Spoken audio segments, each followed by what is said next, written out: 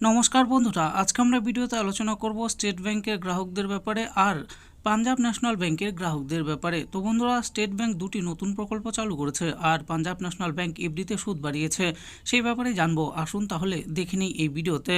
আমাদের মধ্যে অনেক মানুষই আছেন যারা নানা সঞ্চয় প্রকল্পে টাকা জমিয়ে রাখেন নিজেদের ও পরিবারের মানুষদের ভবিষ্যৎ সুরক্ষিত করার জন্য।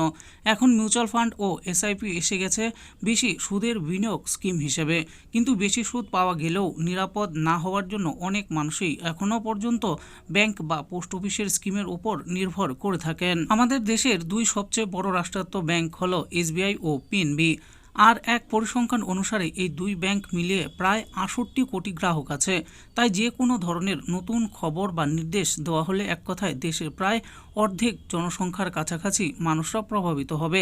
বিনা কোনো সমস্যায় ভালো পরিমাণ সুদ পেতে হলে এই স্কিমের বিষয়ে জেনে নিন। ২০২৫ সালের ভারতের সেরা বিনিয়োগ স্কিম। আর বছর শুরু হয়ে প্রায় এক মাস অতিক্রম হয়ে গেছে, আর এবারে অনেকেই মনে করছেন কিছু বিনিয়োগ করার জন্য, কিন্তু কোথায় করতে পারবেন বলে বুঝতে পারছেন না। এবারে স্টেট ব্যাংক ও পাঞ্জাব ন্যাশনাল ব্যাংকের তরফে কিছু সঞ্চয় স্কিম নিয়ে আসা হয়েছে গ্রাহকদের জন্য। ব্যাংকগুলোর তরফে নানা ধরনের স্কিম নিয়ে আসা হয় সকল প্রকার আয়ের মানুষের জন্য। এবার আমরা জানবো এসবিআই প্যাট্রনস আর হার ঘর লাখপতি স্কিমের ব্যাপারে।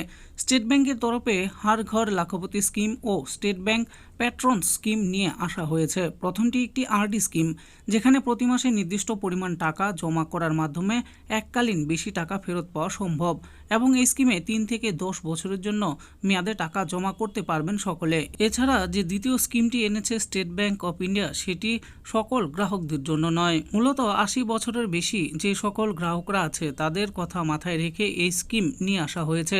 এটি একটি term deposit scheme for super senior citizen ও বলা যেতে পারে।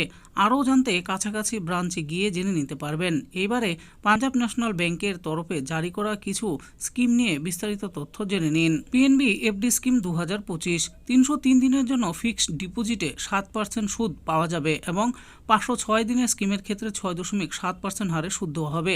কিন্তু ওপরে উল্লেখিত সকল স্কিম অনুসারে ৬০ বছর বয়সী সকল মানুষেরা কিছুটা হলেও সুদ বেশি পাবে, এবং এই সুদ সর্বদা একই থাকে না। সেই কারণের জন্য বিনিয়োগ করার আগে এই সুদ সম্পর্কে জেনে নেওয়া উচিত সকল গ্রাহকদের। তো বন্ধুরা, দেখে নিলেন আজকে আমরা ভিডিওতে আলোচনা করলাম স্টেট ব্যাংক অফ ইন্ডিয়ার তরফ থেকে চালু করা দুর্দান্ত দুটি স্কিমের ব্যাপারে আর পিএনবির তরফে চালু করা দুর্দান্ত ৩০৩ দিনের এফডি স্কিমের ব্যাপারে। এই দুটি স্কিমের ব্যাপারে আপনারা ব্যাংকে গিয়ে ভালো করে জেনে নিয়ে তারপর বিনিয়োগ করতে পারেন। আশা করি ভিডিওটি আপনাদের ভালো লেগেছে, আর এই ভিডিওটি যদি আপনাদের ভালো লেগে থাকে তাহলে অবশ্যই একটি লাইক করবেন। আরও এরকম নতুন নতুন স্কিম ও আপডেট সম্পর্কে জানার জন্য আমাদের এই চ্যানেল বাংলার স্কিম চ্যানেলটিকে অবশ্যই সাবস্ক্রাইব করবেন।